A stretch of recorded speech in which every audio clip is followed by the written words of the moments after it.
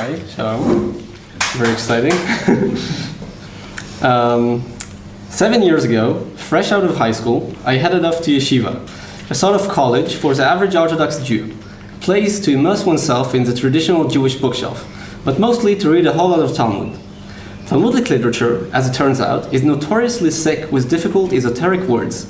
By some stroke of divine providence, or perhaps just good library management, my yeshiva had a monolithic 1,000-page volume, a dictionary by one Marcus Jastrow. Flipping through its pages, I kept stumbling upon a revelation. A shocking number of Aramaic and Hebrew terms trace their roots back to Greek and Latin. Sure, I knew there was some sort of Hellenistic crossover, we've all read the history, but the sheer volume was staggering. Words I'd known my whole life, alongside highly technical, obscure jargon, was staring back at me from Jastrow's pages, winking in classical Greek. This linguistic breadcrumb trail gradually led me down the rabbit hole of Greco-Roman literature. I was instantly captivated by the philosophical depth of this text, but now I had the perfect alibi to obsess over the mechanics, the syntax, the form, the language itself. I taught myself the alphabet and tried to plunge right in. But, alas, hubris met its nemesis. To a native Hebrew speaker like me, the entire concept of noun declensions and grammatical cases felt completely counterintuitive. Defeated, I shelved the dream for a few years. Yet, the classical itch remained.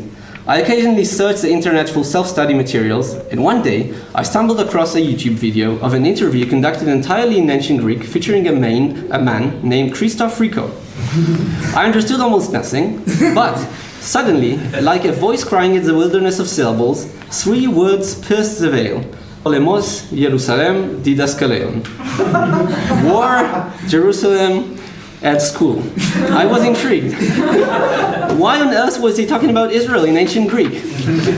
A quick Google search revealed a plot twist. Christoph Rico was not in fact a fictional character in a book, but a living, breathing philologist residing right here in the holy city in Jerusalem. And the plot thickened. He had founded an institute for ancient languages named Polis, barely a 30-minute drive from my house. You can imagine my utter bewilderment. Here I am, a guy who routinely geeks out over classical studies and comparative manuscripts with like-minded friends, and none of us had ever caught wind of this place. I went for a brief visit and confirmed the rumors. This wonderful anomaly actually existed in reality. Having no grand plans for the upcoming academic year, it was practically a mandate to enroll. Armed with a spoonful of sugar and a healthy dose of optimism, I figured this was my shot to finally conquer Koine Greek and Latin. The year kicked off with a bang, an intensive Greek immersion course, and if I may be so bold, it was one of the most spectacular months of education I've ever experienced in my life. Honestly, I expected to walk into a dimly lit room with maybe 2 or 3 other eccentric souls. Instead, at times, there were a dozen of us, sitting in a classroom trying to converse in ancient Greek, using a reconstructed pronunciation that would be entirely unintelligible to anyone in Athens today. We had essentially joined an exclusive linguistic club of perhaps 500 living people on the planet. Plus, you know, all the dead guys in the books. Throughout this year, I've met some truly phenomenal people. Both my fellow classmates and our instructors have been incredibly gracious, warm-hearted, and armed with an infectious desire to expand our intellectual horizons. And I would be negligent if I didn't acknowledge the elephant in the room. Almost every single student here, aside from myself, is from somewhere abroad. Yet you all chose to come here to study in Israel, braving the storms and trials that so frequently sweep over our country. I have profound respect for that. I want to extend my deepest gratitude to the entire faculty, and specifically to those who guided my path and the path of the ancient Greek group. To Christoph, Tatiana, who's not here, and Zacharia, which is not also not here. Thank you for throwing me. Sorry. Thank you so much for throwing me headfirst into the deep waters of ancient Greek, and for doing so with endless patience and genuine warmth. The pedagogical skills that I have seen from you are of the highest order I've ever seen in my life. Honestly, whatever I didn't absorb from you in Greek grammar, I more than made up for by observing your character and grace in class. Now, shifting from what is good to what could be even better, it is my deepest hope, my prayer actually, that Polis continues to grow. May it be fruitful and multiply, double, triple, and quadruple its student body and course offerings.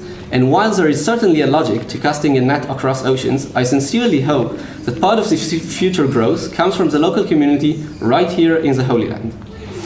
The early church father Tertullian famously asked, what indeed has Athens to do with Jerusalem? Well, anyone who visited Polis knows the answer. Quite a lot, actually. To anyone who might be intimidated by the prospect of interreligious or cross-cultural dialogue, I say, just add a bit of humor. Fear is a mind killer, and humor is its healer. Humor bridges the unbridgeable, it fixes broken communications, it connects opposites, it relieves the pressure valve of our differences. Blessed are the peacemakers, but doubly blessed are those who can make the peacemakers laugh.